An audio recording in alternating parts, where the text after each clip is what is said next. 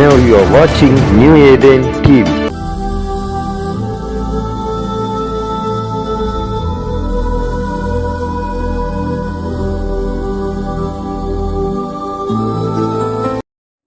எனக்கு அன்பான சகோதர சகோதரிகளே, ஆண்டவராகிய இயேசு கிறிஸ்து நாமத்தில் உங்கள் அனைவரும் வாழ்த்தி வரவேற்கிறேன். இன்றைக்கான தினவசனம் எசேக்கியேல் 3ஆம் அதிகாரம் 7ஆம் இறைவசனம்.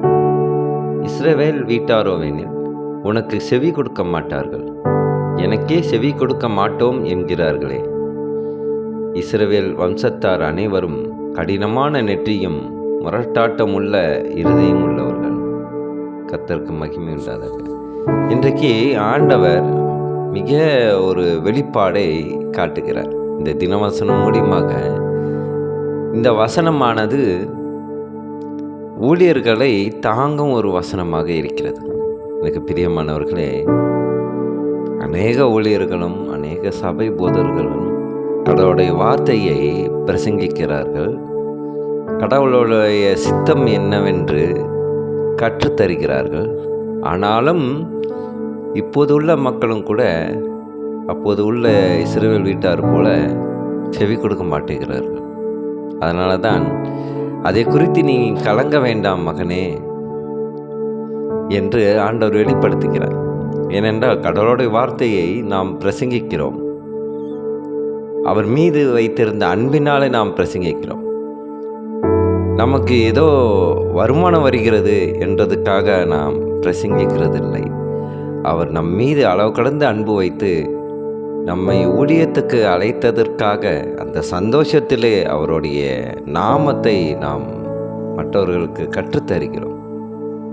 ஆனால் சில சமயங்களிலே கடவுளை நேசிக்கிற மக்களே கடவுளுடைய வார்த்தையை கேட்க மறந்து விடுகிறார்கள்.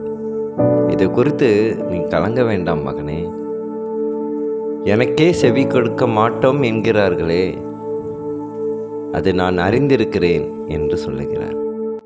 எனக்கு பிரியமானவர்களே, இந்த நாளில் கூட இது குறித்து நாம் தியானிப்பதற்கு ஆண்டவர் ஒரு வாய்ப்பை கொடுத்ததற்காக நாம் ஜெபிப்போமா?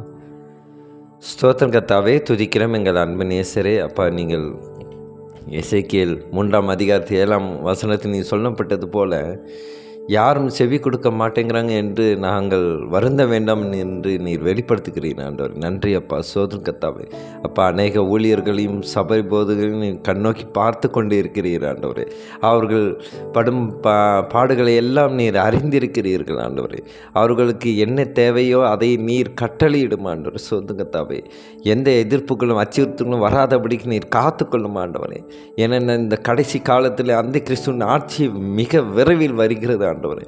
அதனால் எந்த ஒரு எதிர்ப்பும் அதை சகித்து கொள்வதற்கும் அதை தாங்கி போராடி ஜெயிப்பதற்கும் நீர் ஊழியர்களுக்கும் சபை போதர்களுக்கும் நீர் வல்லமை கொடுத்து ஆசீர்வதிக்கிறமான கெஞ்சி மன்றாடுகிறேன். ஸ்தோத்திரம் கர்த்தாவே, துதிக்கிறோம்ப்பா.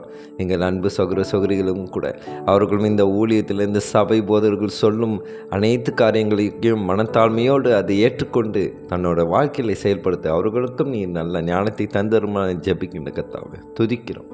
இயேசு மூலியமா ஜெபிக்கணும் நல்ல பிதாவே. ஆமேன், ஆமேன்.